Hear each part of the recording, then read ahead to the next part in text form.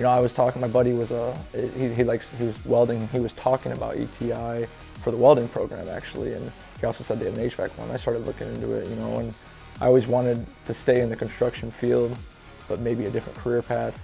And electricians, you know, quite a bit of schooling, plumbing's, you know, you're doing you're apprenticing for a long time and stuff. So I was, you know, I kind of looked into it. I thought HVAC was a good idea, you know, and I'm glad I chose it. It has a little bit of everything, really.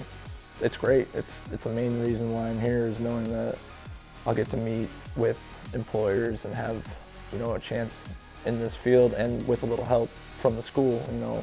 I mean, it's a good thing if you do well to have, you know, staff in your corner, other people in the field, you know, people that know what they're talking about, that have relationships with these employers besides you just going on your own. It reminded me of the trades. Like I said, I've been in construction field, and it kind of just reminded me of going and talking to coworkers, really. So it didn't feel so formal.